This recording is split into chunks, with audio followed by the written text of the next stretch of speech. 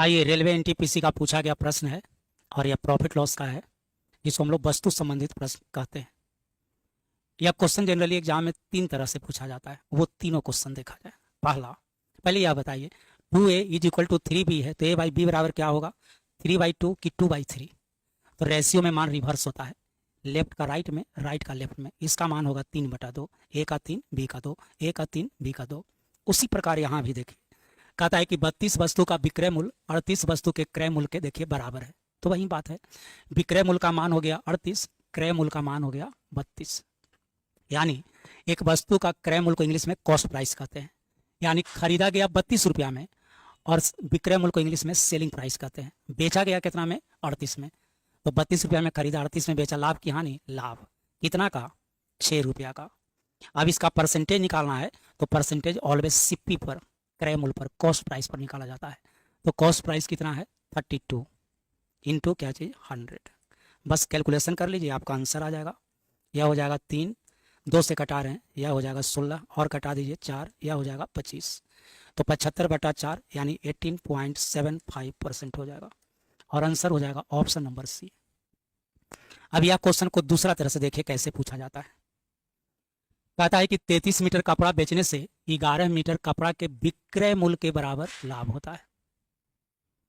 तो देखिए, अब यहां पर बोलेगा कि परसेंटेज लाभ बताइए, तो आपको क्या करना है, ऊपर में लिखना है लाभ और नीचे में ऑलवेज सीपी लिखा जाता है।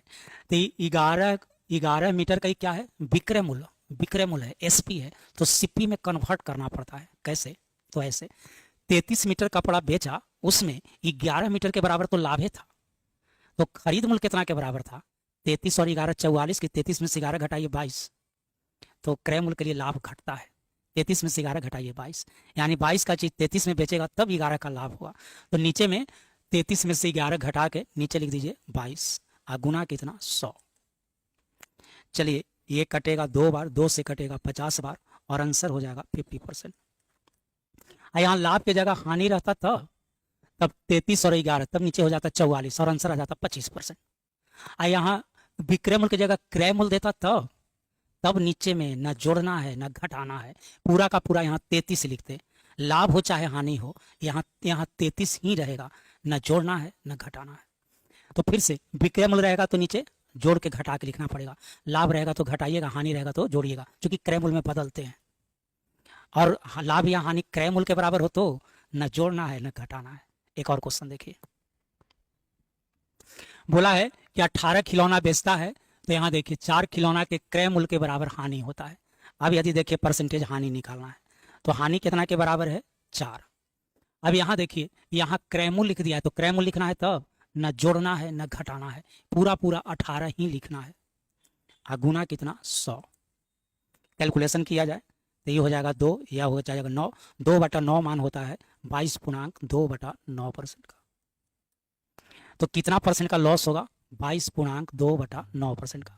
यहाँ हानि की जगह लाभ देता तब तो भी उतना ही आंसर, क्योंकि क्रय मूल्य के केस में न जोड़ना है न घटाना है, तो लाभ भी इतना ही होता, 22.2/9%। लेकिन अब आपको लग रहा होगा कि आंसर तो रुपया में है। हाँ, हम आपको परसेंटेज में बता रहे थे, अब रुपया में है। यही क्वेश्चन को तीसरे तरह से पूछा जाता है, जिसमें रुपया शामिल कर देगा। इसमें देखिए रुपया शामिल कर दिया है, तब ऐसे मत बनाइए, तब ऐसे बनाइए। तो ये जो लॉस है, यह जो लॉस है वह सीपी का यही देखिए 4/18 के बराबर है। परसेंटेज में बदलिए ही नहीं, आगे मत बनाइए। अब देखिए ऐसे कटा लेते हैं, 2, 9, यानी लॉस हो गया 2 और सीपी का मान कितना, 9। रेशियो में इसको ऐसे लिखिएगा ना, loss by CP, loss by CP, तो लिखना पड़ेगा आपको 2/9। हम लोग शॉर्टकट अपना समझते हैं, लेफ्ट का मान राइट में होता है। तो लॉस हो गया 2, सीपी हो गया 9। अब समझिए ऐसे, कोई वस्तु को आप 9 रुपया में खरीदते हैं और 2 रुपया लॉस पर, 2 रुपया हानि पर बेच रहे हैं, तो वस्तु आपको कितना में बिकेगा, 11 रुपया में कि 7 रुपया में, बोलिए। 11 में बिकेगा कि 7 में बिकेगा, 7 रुपया में बिकेगा। 11 में बिकेगा तो 2 रुपया फायदा हो जाएगा, लाभ हो जाएगा। तो एसपी का मान आ गया कितना, 7, हमारे अनुसार कि क्वेश्चन के अनुसार, हमारे अनुसार।